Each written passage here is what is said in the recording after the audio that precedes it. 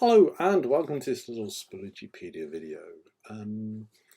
Today I want to have a chat about someone who is very, very influential in Sam's sort of history, and that is Caroline Adamson.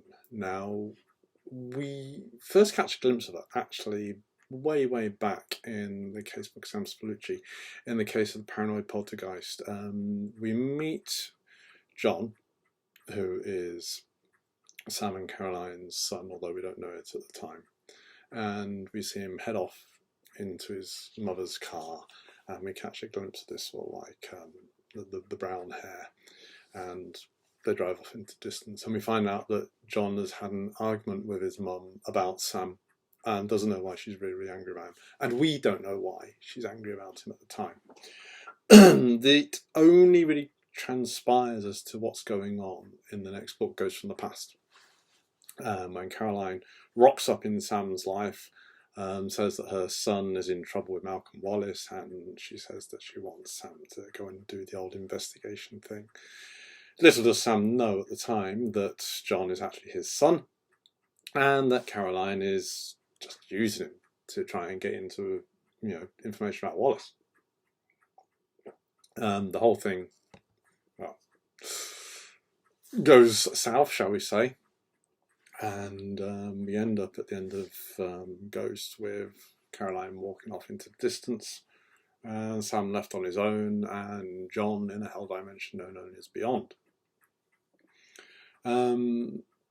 That's basically how it remains until Bloodline. Now, at the time of recording this, I've just finished the first major edit on Bloodline. We're at the beginning of May 2021, so it's going to be quite a while until this video, hits the book club and YouTube. But needless to say, Caroline is there at the forefront. We find out at the end of Shadows of Lancaster that she seems to become this famous TV presenter with Faces of Today, which is part of her own company, Celestial Media, and they contact Sam wanting him to appear on it.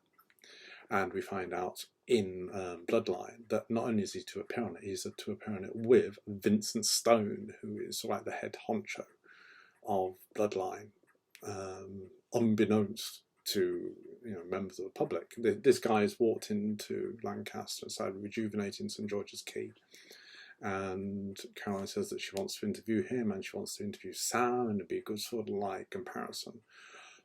But as soon as the interview starts, Sam realises that, well, things aren't quite what they should be. He's basically being used again by Caroline. She's used him as a good foil against Stone. Stone's this big, handsome man with lots of money, doing lots of wonderful things, and Sam is this crazy guy who chases ghosts, or at least that's how she's portraying him. And again, things start to go south, and as maybe good people out there who probably haven't read Bloodline, I'll stop there because I don't want to ruin the end of the book. Madeline does say it gets messy. So the question is, probably which I get asked a lot about Caroline, is she a real person? And yes and no. Yes and no. I mean, all my characters have sort of like have their basis in a certain amount in real people.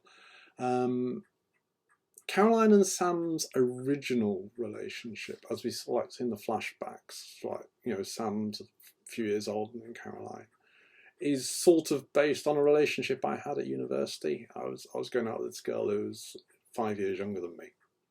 She's actually a sister of a friend I knew at university, and it wasn't going to work. Let's be honest, she was 16, I was 21, she lived opposite end of the country. It wasn't going to work. And looking back on it now, sort of like 30 years later, she's like, oh God, what were you thinking, you silly boy? We gelled, but we also fought, and you get that sort of like feeling with Sam and Caroline in there, that they spar off each other. But what I've put in Caroline, which wasn't in my and this girl's relationship, is the fact that Caroline is actually very, very toxic. You know, right from the word go, she's using Sam. And that is something which I created purely for Caroline. Fortunately, I've never been in a relationship like that, but I know people who have. They've been with somebody who's been manipulative and used them over and over and over again, but they love them and they can't use them. And I wanted to explore that with Caroline. The other thing I wanted to explore with Caroline, certainly sort of like in Bloodline, is the idea of not having fulfilled your life. You know, she is this successful media person, media celebrity, and yet it's quite obviously she is mentally and emotionally unhappy. And, you know, she actually says, you know, I've been chasing this thing, but I had it all the time and I let it go, i.e. meaning John, but in this other life, which she never experienced. And I wanted to explore with Caroline the complexity of that, because yes, we feel sorry for her, because, you know, her life hasn't worked how she wanted it to. But whose fault is it? And with Caroline, it comes back time and time and time again. All the bad things which happen are basically down to her. So yeah, that's Caroline. A very, very complex character. One who has certainly driven Sam right up to the end of Bloodline through the first first six books. You know, she's there in the background. You get these little references: her, John, Sam, her, John, Sam. And Bloodline becomes this turning point at the end of that. And we just have to see where Sam ends up without her. Oh, slight spoiler perhaps. Who knows? Take care now. Bye-bye.